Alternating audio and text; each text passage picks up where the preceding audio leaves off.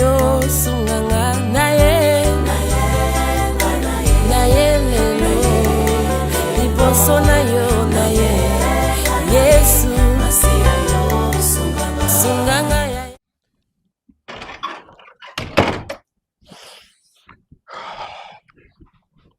Bon appétit.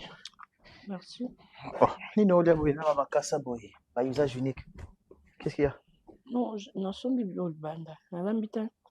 On l'a invité pourquoi? Des jours, on a là pour lui à tes beaux bois que ça bleu.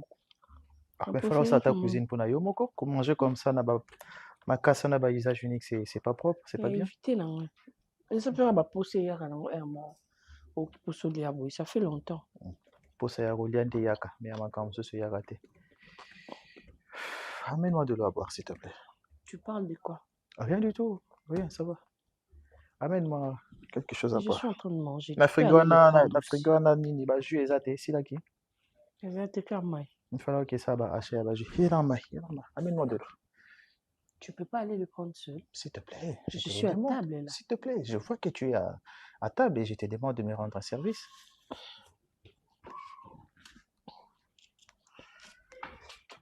Ok. Tu sais pas quoi zate? Azate, maki. Kande bob mabulaka te. Ah, c'est quoi ça? Tonton, mais photo banda rolaka.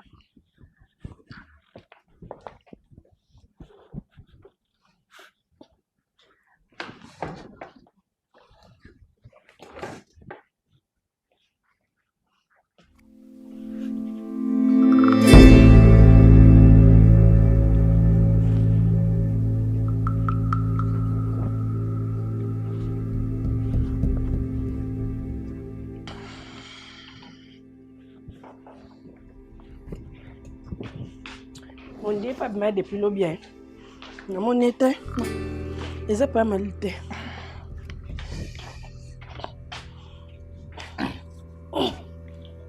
Aussi c'est autre qui là. Natigelo le on a chamu no kona pesa yole. Ombe. Hein? Esa le loko. Chamu no langa. Na ko pesa wangu te?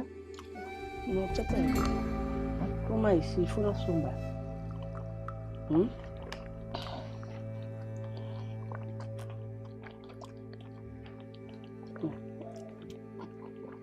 Oui, mais. Hein? On a beaucoup. Où est-ce que ça m'a enseigné ma vie? Merci.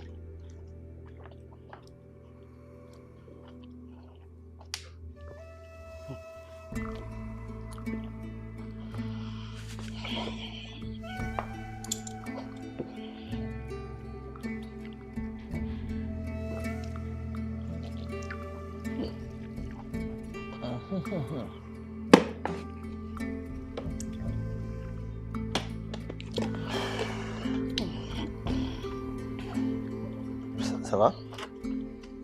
Ça va? Ça va, bien. Tu dois éviter de manger à biloko à là-bas là.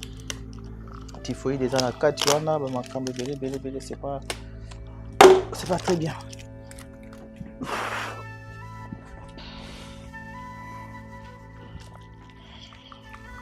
Tatouage le béani. C'est une personne à béani. Fais ça. Ça. Non, je parle de ça.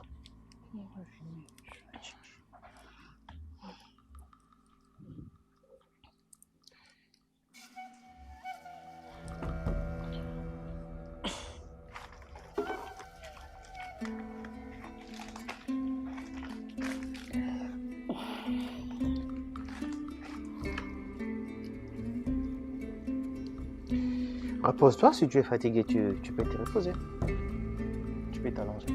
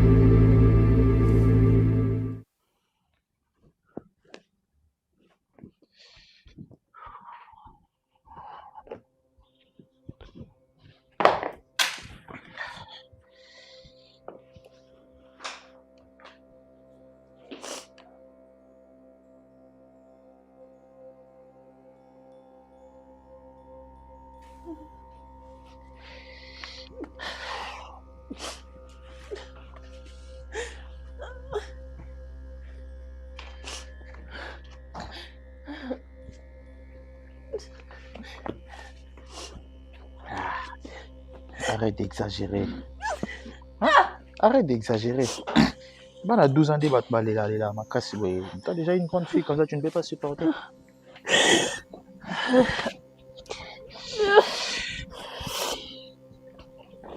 Aujourd'hui, on te m'a mis le qui au CPLI. Hein? Et toi, tu n'as pas aimé? Tu es sadique. Tu es sans cœur. Donc, comme au Senga na boya, tu as préféré me faire ça. Écoute, Grâce. Fini, tu m'as détruite. Grâce, et je vais te dire un truc. Si ça ne dépendait que de moi, ok? Non, considérons comme une première fois, mais prochainement, on peut aussi continuer à les faire. Parce que moi, je te dis que je n'ai pas voulu juste m'abuser de toi et puis ok? Fini. Ça restait entre toi et moi. Tu es malade. Ça restait entre toi et moi. Tu parles de quel prochainement? Tu parles de quel prochainement? Je dis parce que tu n'as pas un copain, je savais même pas que... Tu as fait ça sans mon consentement. Tu parles de quel consentement?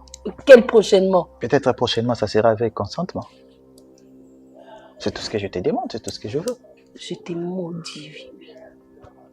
Je t'ai maudit pour ce que tu m'as fait.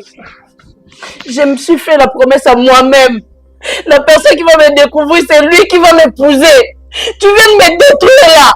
Et tu me parles de prochainement. Tu es malade. Arrête de crier. Tu cries pourquoi? Tu veux alerter tout le monde? Tu veux alerter tout le monde? Bon, bah, moi, les Kambasoni. Et les Kambasoni, bah, moi, si vous venez à Balabalo, qui est bête, elle se lose au gang, oui, tu voulais me foutre la honte. N'est-ce pas? Alors, tu voulais me... Non, mais touche pas. N'ose même pas me toucher encore. Je ne veux pas te toucher. Et pour que ça n'arrive pas, pour que ce Niwana Ezalate, tu gardes ça pour toi, je garde ça pour moi. Et d'accord? Ok? Garde ça pour toi.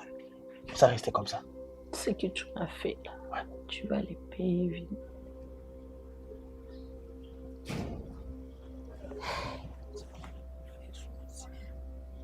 Il y a un problème, il y a beaucoup de malili boy. Adona.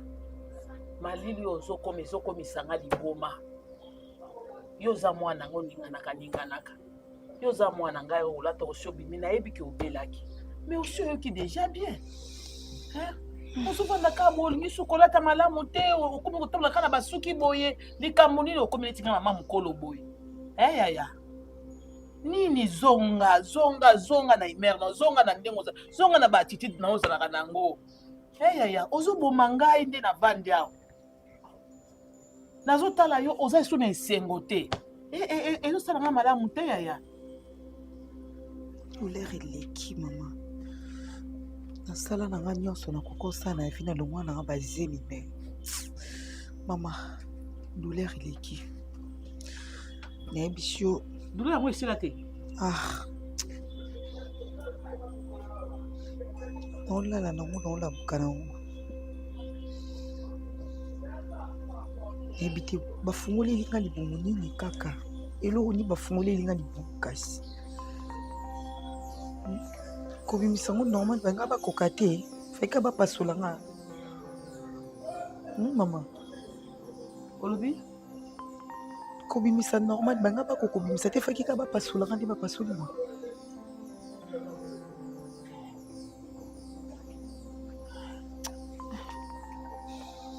Bango moko nde babande kosala mosala na bango bana koyeba ndenge. Mais maman, toi, tu étais là. Yolande la bango yoyeba non maman. So na yokai na nga dozo mena linga na bota na ngai.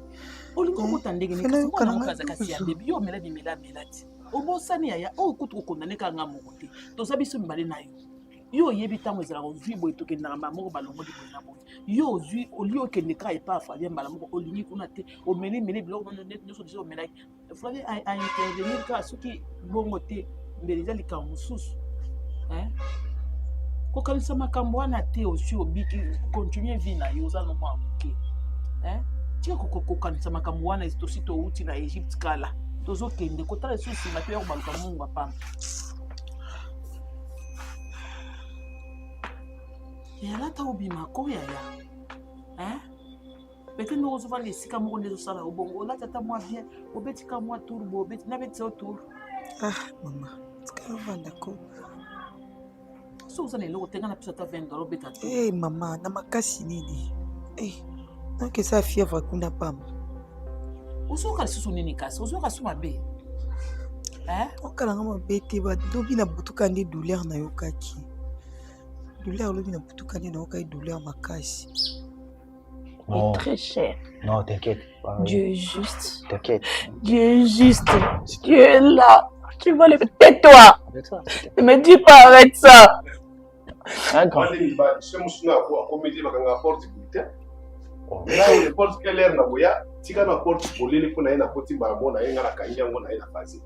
Mais fille, nga encore tu porte ya fondamental parce que bi ba makamoro tu porte ya fondamental bato ba koti ba visiter bien na kati ya ndako ya wana na kangaki et puis je savais que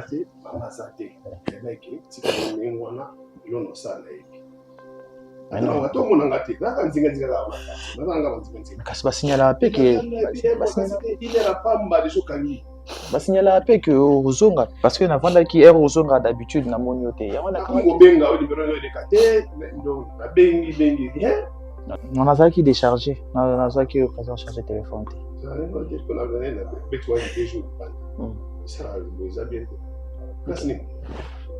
a un problème dans la cuisine et puis à trébucher na cuisine avant ça la mine à trébucher à quoi on a ce quitté à ça pas si koto yango ça les mouvement ya tambola un peu compliqué à quoi makasi à quoi pena makasi ouais à quoi makasi et surtout les qui na muselebi ya ba ni non tu as mal. Ne me touche pas. S'il te plaît. Ne me touche pas. OK, d'accord. Ne me parle même pas. OK, d'accord. Quoi makasi pe na mukongo yango aza ba difficulté au tambo mana na seka kiete après na makasi c'est choc asiliki parce que tout kutanaki ya lingale kangala ina le kasiko na ça qu'on dirait na bouger après à glisser na quoi na quoi pe na makasi na ko na keli mawa il faut ta changer il faut que la ta fixe te soko tu peux ça ba histoire na yo kana ta bala sa keki oui mon abi na go beta ngo vite fait OK ozo rappeler au moins peut go ça ngo vite fait obi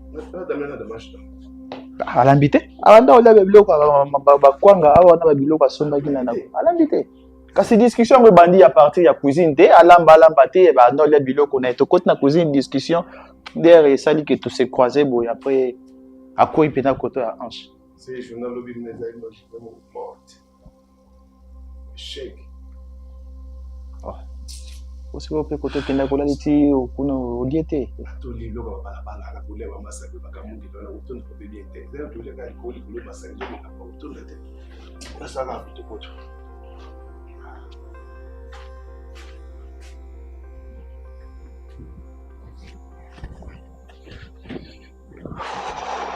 je sors un peu, je dois faire le retour rapidement et puis...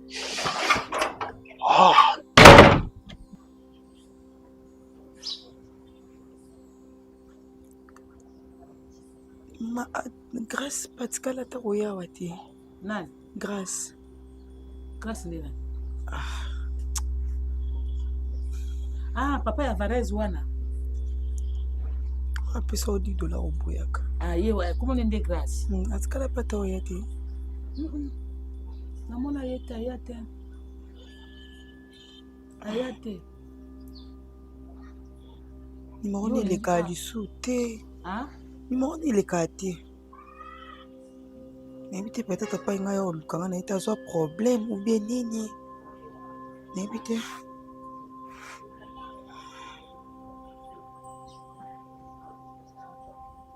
Yo, mais quel numéro n'est-ce le kate? Le cas du sauté. Le cas du sauté. C'est qu'à ça n'a pas côté. Tika kolela ko yaya. Mwana mama. Bébé nangai. Maman. Yaya moi c'est Maman. Tika boye ko yaya nangai. Esima ese sopani esili. Hein? Pour koma boye ka azofana na ndenge ne ka tozokona azofana na ndenge ne yo vanda na ndenge ne bo sala nga boye pona nini? Mabe ni tisiko bomoninga na osala bino mabe nga na osala bino ezani. Hein?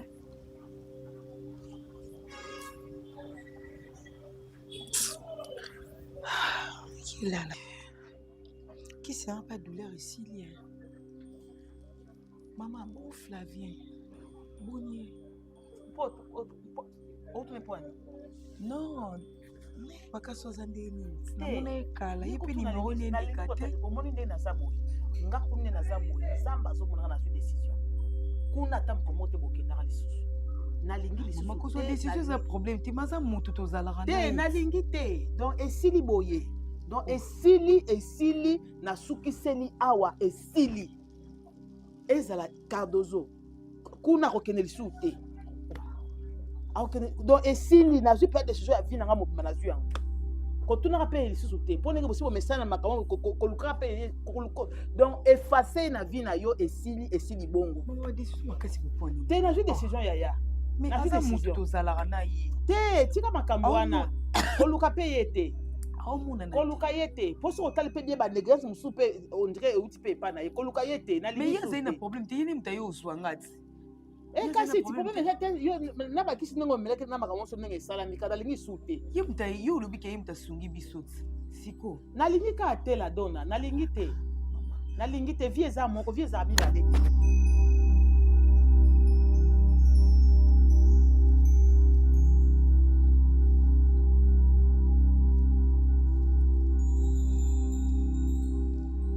Alors, il fallait tout faire pour que na régler la situation à Bango. Parce que l'autre ami là, il fallait appeler les docteurs. Là, on a bien le docteur Jean-Jacques Fundi Mouana. Malheureusement, Nazwaki Mwasinae, Janine Kongolo, il est à Kendaki, na Nice, Azaki na Makamongo Kuna, il fallait qu'il a traité Batumongo Kuna na France, na Nice. Alors, Balobi, il faut aller la semaine prochaine. Ndena web sa makamu na bango kuna pour que baluka des voies et moyens comment va ko ça pour que ba pesa bango traitement moko de qualité. C'est un peu ça. Alors yo docteur ozoluka pona bato msuluka na docteur pona makambo eza nda kwa.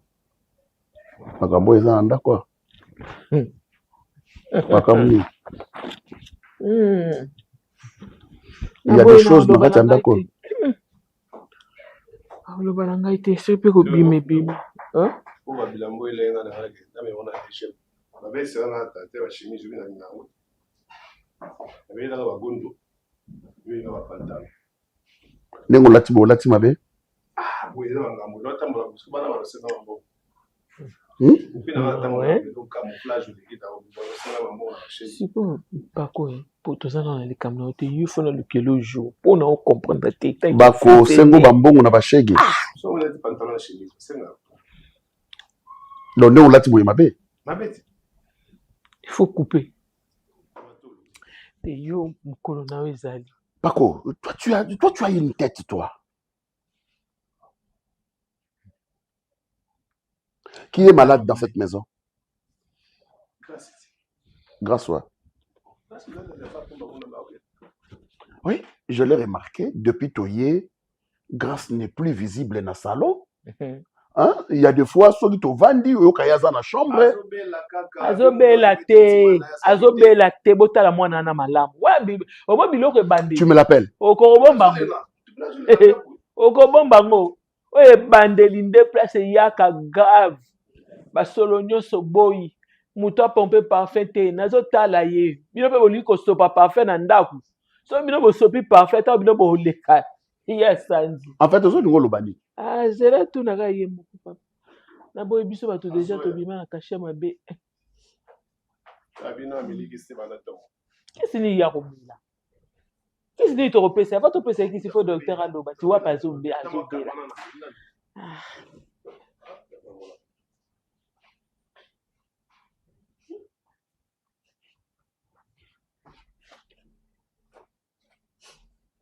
oyeba deja place ozwaka bato oyebi place ozwaka papa moto ozoya boye motema ebele Grâce.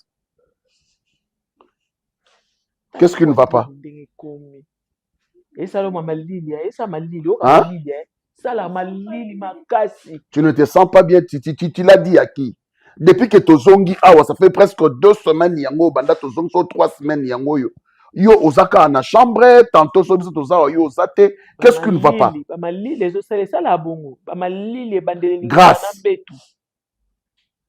Qu'est-ce qui ne va pas? Tu crois que na biso gauche droite, so likambo zali loba tia na mesa. Nani obela? Kozobela. Alors, oyebisaki nani kozobela? Ah papa zobela te. Oh.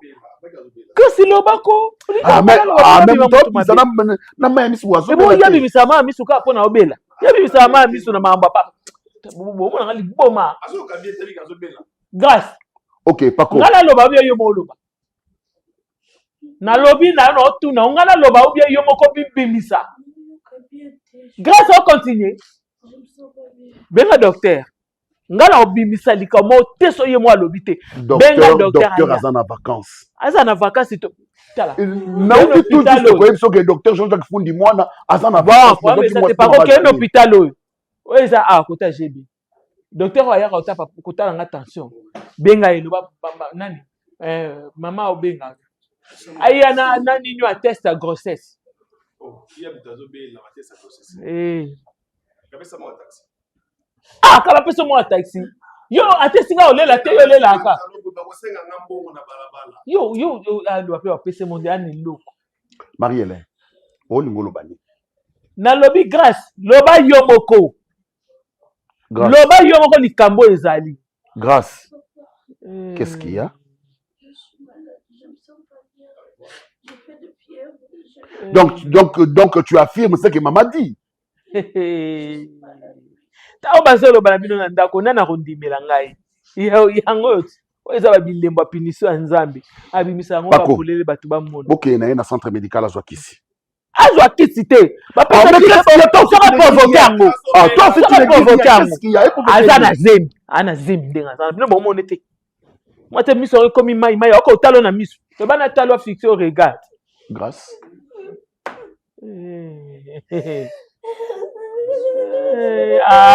Tiko lele la batu. Grâce. Grâce. Grâce.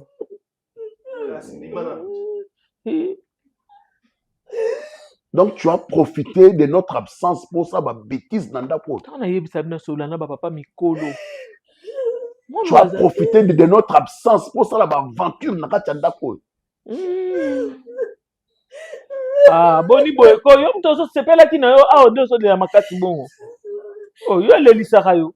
Obana ko wanga na awa ke no ngala zana bibali te je suis encore vierge. Vierge diangwa.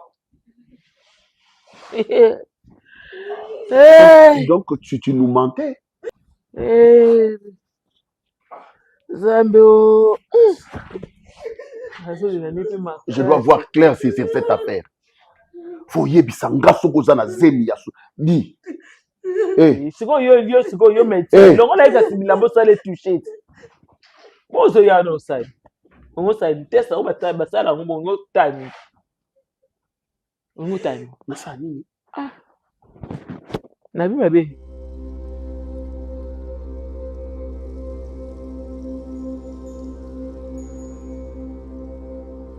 Ouais, c'est ici que j'ai vu. La ligne n'a pas la surprise. Bienvenue chez moi. On dirait Oyebaki nga na ozala boye yo mpo oki olati bavert. C'est chez moi. Ndenge nasala surprise. Waouh! Grâce, ne me dis pas que tu vis si seul. Pour où ils ont quoi marié? Où ils ont quoi Je suis seul ici. Non, vivre un amour. Naza mutu te. Vas-y, prends place. Si tu veux, tu peux y aller visiter. Hein. Beno ou beno monia umu katanga motema to sangani grâce. Vas-y, mais non, grâce. Expliquez-moi nani. Au premier niveau oyo ndenge nini. Oui, peut-être ça n'a que qui au visiter ndako. Je pense que ndako ka ba célibataire et tout, hein, normal kaka. Est-ce que normal t'es? Oui, il est qui normal. Oui, il est couleur normal. Pourquoi normal les années? Anormal. Mais non. C'est à toi. C'est aussi ta maison. Dès nazonga matadi. Na beso na Kinshasa objectif nanga ezaka que il faut na bala. Nzamba kananga nini alobaka osanga nini alobaka ntongo bon partager li bato ba bien nga na bombeli yo ya yo quelque part na kopesaka yango un jour nzamba kananga nini.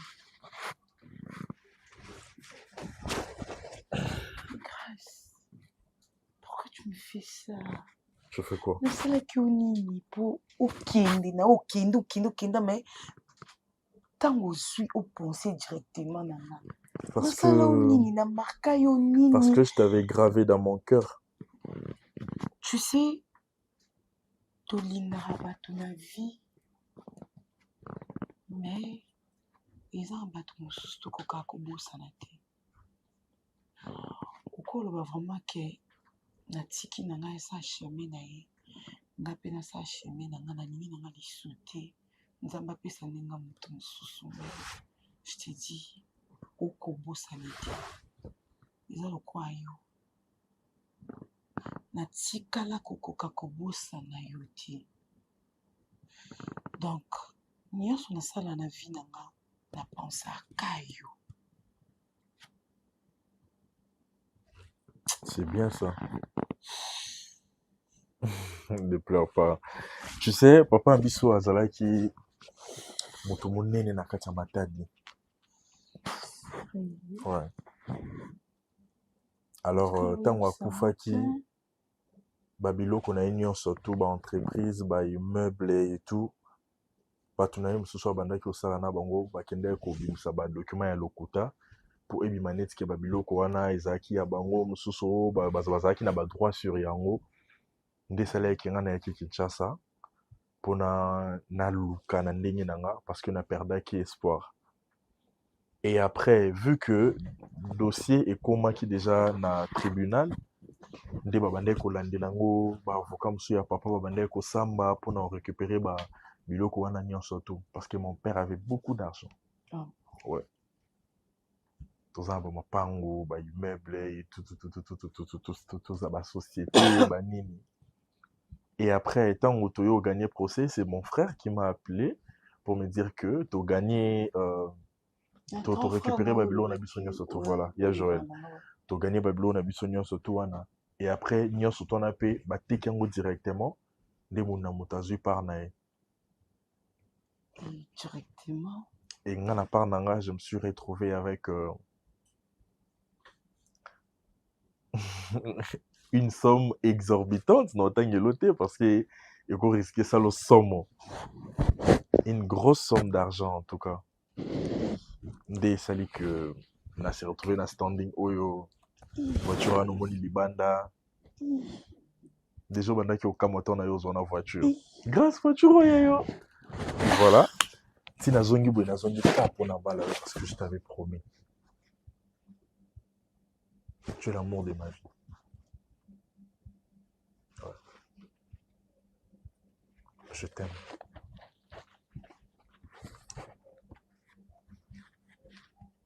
Ouais, je suis revenu pour toi. Tu n'as préféré s'installer na Kin. Mon frère est resté là-bas, mais chez moi, on a s'installer na Kin. Et ça pour nous.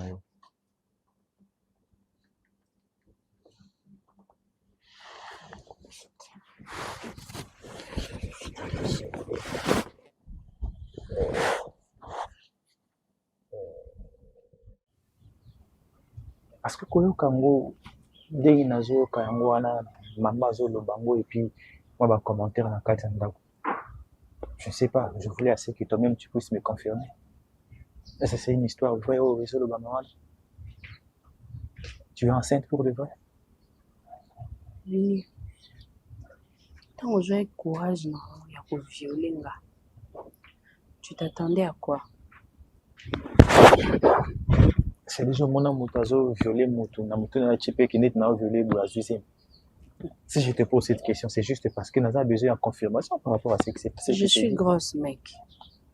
Je suis enceinte. Loko esepeli sakio, osale loko osala kiwana. Loko afouye ya ba désir na yo yango esalami. Je suis enceinte. Donc tu vas assumer. Et quand tu dis que tu vas assumer, ça veut dire quoi? Ça veut dire je vais mettre au monde. Je n'avais pas demandé ce bébé. Je ne l'avais pas désiré. Au briser ma rêve nanga. Au briser ma principe nangai. Déjà on a mis na vie nangai.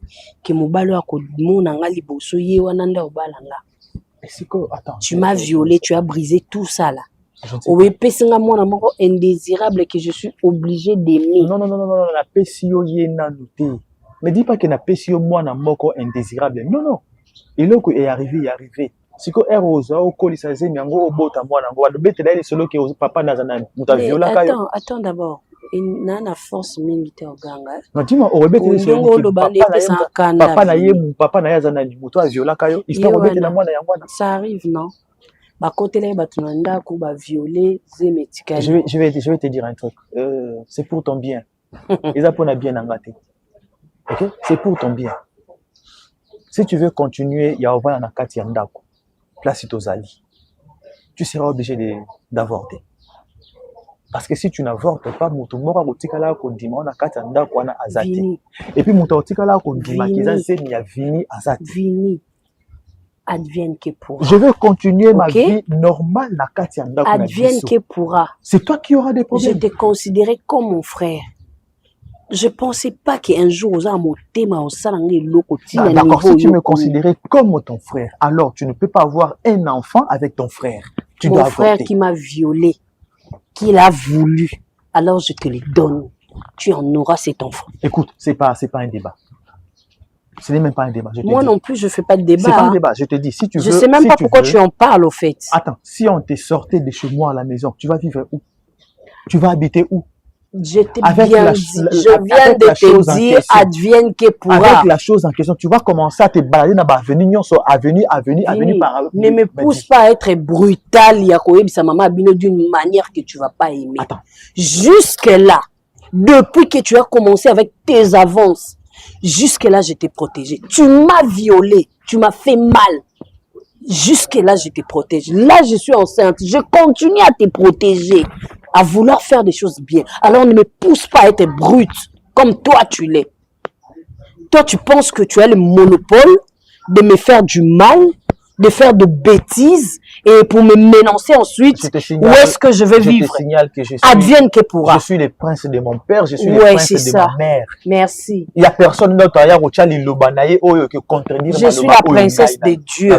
Je suis l'enfant de Dieu. Je suis orpheline. Laisse Dieu en dehors de ça. Natie Dieu na katia makambo. Je t'avais dit ce que tu m'as fait, tu vas les payer. Je t'avais dit non. Na sali kobo na consentement nanga. Na vouloir nanga, na désir nanga, na soif nanga. Tu n'as même pas honte de toi, tu te gênes même pas. Tu es culotté en fait. Tu as cette légèreté, cette facilité de parler comme si tu étais une personne digne d'être un homme. Toi, tu n'es pas un homme, tu es une femmelette. Ok, c'est pas un problème. Oui. Je pense que donc, essaie de réfléchir par rapport à cette situation. Tu dois avorter. N'a quoi avorter tes vies, ne gaspille pas ta salive. D'accord, c'est ce qu'on veut. Ne perds pas ton énergie parce que je ne veux pas avorter, mec. Tu vas te compliquer ta vie inutilement. Je te dis advienne que pourra. Qu'est-ce que tu ne comprends pas d'advienne que pourra? Tu vas te compliquer la vie, advienne que pourra. Merci. Ok, je le garde. N'importe quoi. N'importe quoi. On a pantalon, les candidats, mobile, aux ta femme, tes femmelettes.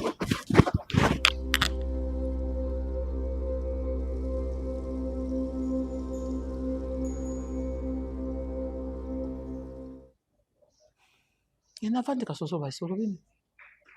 Tani nzamba sana makambo.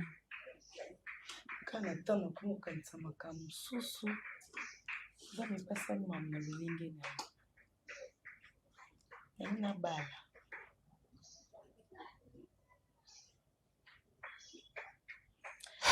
Ina bala. Mobali nanga. Abi fa ya omona bino. Atuminga musala ndenge na famille parce que yeso abalinga te na vie na on dirait a raté. Moi si oye fois balizaka nga. So le nyo bala. Pe na moni nanga c'est bon déjà maman parce que na koma nanga déjà na idée que na quitter nanga ja Congo. Mais après c'est bon. Azapi na stabilité bien, on s'en a la place à bien. Ah, ça moi quelque chose. On change de journée. Azab bien. Ah ouais, journée. Bon.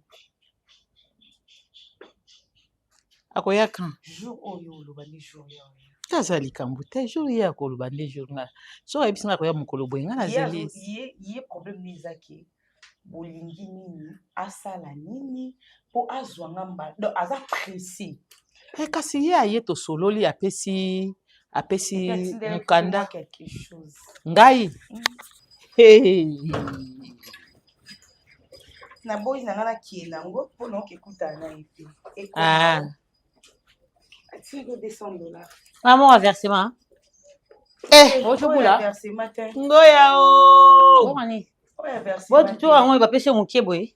Oh versement te. Oni. Oh mbala linga bala. Na wana tuni dona na tuni te. Oyo $10 moko mama boya mukolo mususu libanda na balabala. Akutanga na telema na grâce. Garçon mukusa apati wana. Afinga grâce. Naebi. Grâce apesa ka $10. Naebi. Ah yene mtapesi. Ah chance ko fois 20. Ah, des fois 20 moments je oh papa mais elle a multiplication yem tatindi elle remet papa 200 amatisi na otono te na otro mo ngaba na aloba leki nanga papa nde atindi nga 200 akomi sango 200 amatisi yem ta aya kubala yo aya kubala yo yaya ye aya yele binini alinga yo balama na grâce nga balao akomo sala sikoyo Bon, mon tatindi 200. Ok. Non, ça on a été na abetaki bajela bino beta kawa. Ok. Azu musala. Grâce à comment patron de bozonga na. O moni ke ngam tuna forcer ke po ke luka mbongo. Mobali ba pesa ke makasi. Tango moni nga nazo menacer mobali ko mante ke mama za motema mabe nazo pousser na bola. Alobi wele baleki. Akenaka kuluka. Ponga na lobana ye. Akoka humiliation wana te. Ah, yo sara na Franklin. Yenda ki mona mbonda chez Camille. Alobaka kake aza atike loko moko bifwa longola. Il faut longola défi wana. Akeko lukana avec beaucoup de douleur. Moi si oya lingaka. Pasi na vie na. Pasi siko ekaboli bango. Il faut qu'il nous luka. Et le a décidé à bala. Mama, talanga ninga mtuna bota yo. Soki na. Mama Rose andimi akomi na Gombe. Kasa mo va na Gombe.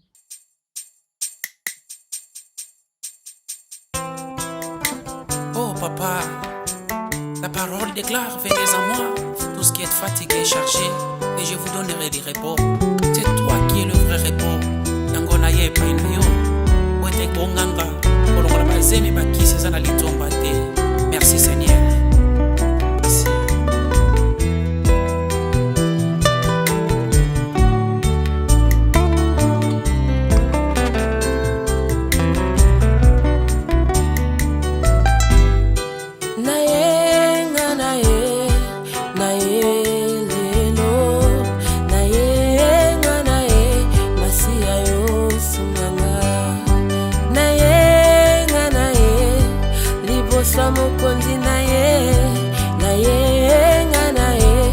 masiya yo sunganga naye